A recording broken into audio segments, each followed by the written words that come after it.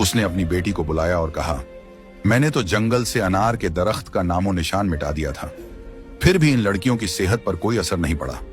मैं तो इन्हें पेट भर खाना भी नहीं देती। आखिर ये ऐसा क्या खा रही हैं जिससे इनकी सेहत इतनी अच्छी हो रही है? उसने अपनी बेटी से कहा, इनका पीछा करो और पता लगाओ कि ये क्या खाती हैं। लड़की फिर से अपनी बहनों का पीछा करते हुए जंगल में गई।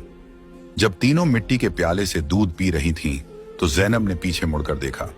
उसने अपनी सौतेली बहन को चुपचाप खड़ा देखकर बाकी बहनों से कहा, देखो, ये लड़की फिर हमारा पीछा कर रही है। जैनब ने अपनी बहनों से कहा, तुम लोग जल्दी उठो और इसे यहां से भेजो, क्योंकि अगर इसने हमारे तालाब को देख लिया तो यह घर जाकर सब बता देगी और फिर घर में हंगामा खड़ा हो जाएगा। लेकिन जैनब की बड़ी बहनों ने उसे डांटते हुए कहा, तुम्हारा आखिर मसला क्या है? माना कि हमारी सौतेली मां हम पर जुल्म करती है, लेकिन इसमें इस बेचारी का क्या कसूर? जैनब यह सुनकर चुप हो गई। इसके बाद तीनों ने अपनी सौतेली बहन को नदी के पास बिठाया और मिट्टी के प्याले में दूध भरकर उसे दिया। उस लड़की ने दूध पिया और जल्दी से अपनी मां के पास पहुंचकर तालाब और दूध वाली पूरी बात बता दी। सौतेली मां को यह सुनकर बहुत गुस्सा आया। उसने अपने गांव के कुछ आदमियों को बुलाया और कहा, तुम जितने पैसे चाहो मैं तुम्हें दूंगी, लेकिन तुम्हें जंगल में जाना होगा। वहां एक बुजुर्ग की झोंपड़ी और तालाब है। तुमने वो झोंपड़ी खत्म कर देनी है और तालाब में मिट्टी डाल देनी है। बदले में तुम्हें बहुत पैसा मिलेगा। कुछ ही देर में वे आदमी उसकी मर्जी के मुताबिक सब कुछ करके लौट आए। वह औरत अब बहुत खुश थी। अगले दिन जब तीनों बहनें जंगल में गईं, तो उन्होंने देखा कि वहां न तो तालाब है और न ही बुजुर्ग की झोंपड़ी। यह देखकर उन्हें पहाड़ जैसा दुख हुआ। वे वहीं बैठकर रोने लगी और भूखी प्यासी अपने घर लौट आईं। उनकी सौतेली मां यह देखकर बहुत सुकून महसूस कर रही थी। एक दिन वह फिर बीमारी का बहाना बनाकर लेट गई। शाम को जब करमदीन घर आया तो उसने अपनी बीवी को प्यार से कहा, चाहे मेरा सब कुछ बिक जाए, लेकिन मैं तुम्हें कुछ नहीं होने दूंगा। तुम्हारा इलाज सबसे अच्छे डॉक्टर से करवाऊंगा।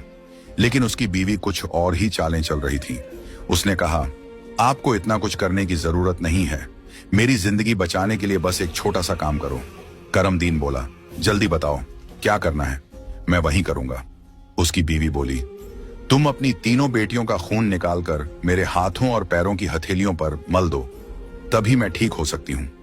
यह सुनकर करमदीन की आंखों में आंसू आ गए, क्योंकि वह अपनी बेटियों से बेहद मोहब्बत करता था। वह चुपचाप कमरे से बाहर निकला और अपनी बेटियों को ढूंढने लगा, लेकिन बेटियां घर में नहीं थीं। वह परेशान होकर उन्हें ढूंढते ढूंढते कब्रिस्तान पहुंचा। वहां उसने देखा कि उसकी तीनों बेटियां अपनी मां की कब्र के पास बैठकर रो रही हैं। यह देखकर करमदीन का दिल कांप गया। एक तरफ उसकी बीवी की ख्वाहिश थी और दूसरी तरफ उसकी बेटियों की जिंदगी। करमदीन को समझ नहीं आ रहा था कि वह क्या करे। उसने सोचा कि उसकी बीवी उसकी बेटियों से कभी खुश नहीं होगी और उसकी बेटियां अपनी सौतेली मां के साथ खुश नहीं हैं। इसलिए उसने फैसला किया कि बेटियों को कहीं दूर ले जाएगा।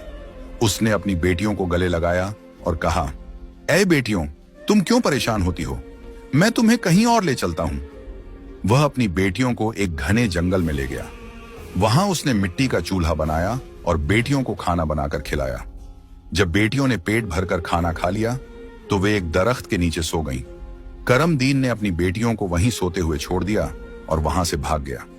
उसके दिल में यही ख्याल था कि कम से कम मेरी बेटियां जिंदा तो रहेंगी और अपनी सौतेली मां के जुल्म से बची रहेंगी।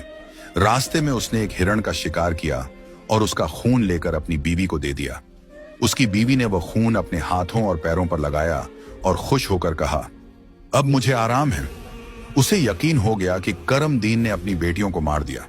दूसरी तरफ जब तीनों बहनें जागीं तो उन्होंने देखा कि उनका बाप उन्हें छोड़कर जा चुका है। वे अपने बाप को पुकारने लगीं। जंगल में जंगली जानवरों की आवाजें सुनकर वे डर गईं और रोने लगीं। इत्तेफाक से उसी जंगल में 3 दोस्त शिकार के लिए आए थे। जब वे शिकार करके लौटने लगे तो उनमें से एक दोस्त, जिसका नाम नासिर था, कहने लगा, मुझे लगता है, नासिर ने कहा, यहां कोई मुसीबत में है। क्या तुम लोग किसी के रोने की आवाज नहीं सुन रहे? मुझे तो किसी के रोने की आवाज आ रही है। चलो जल्दी से देखते हैं, शायद किसी को हमारी मदद की जरूरत हो। फिर तीनों दोस्त आवाज की दिशा में चल पड़े। आगे जाकर उन्होंने देखा कि 3 खूबसूरत लड़कियां बैठी हुई रो रही हैं। नासिर आगे बढ़ा और उनसे पूछा, तुम यहां अकेली क्या कर रही हो और इतना क्यों रो रही हो? जैनब ने नासिर को अपनी पूरी कहानी सुना दी। लड़कों को उन पर बड़ा तरस आया। वे आपस में कहने लगे, क्यों ना हम इन लड़कियों से शादी कर लें? इन्हें एक छत मिल जाएगी और हमारी जिंदगी भी सुकून से गुजरने लगेगी। फिर उन तीनों लड़कों ने उन तीनों लड़कियों से शादी कर ली। जैनब की शादी नासिर के साथ हो गई। संयोग से उन तीनों दोस्तों के घर पास पास थे। तीनों बहनें खुशी खुशी अपने अपने घरों में रहने लगीं। 1 साल के बाद जैनब के घर में बेटे की पैदाइश हुई। ये देखकर नासिर के दोस्त और जैनब की बहनें बहुत खुश हुईं। धीरे धीरे जैनब का बेटा 2 साल का हो गया। एक दिन नासिर ने अपने दोस्तों से कहा, मेरा आज फिर जंगल में शिकार करने का मन हो रहा है, चलो शिकार पर चलते हैं। लेकिन उसके दोस्तों ने मना कर दिया और कहा, हमें तो किसी जरूरी काम से जाना है, हम तुम्हारे साथ जंगल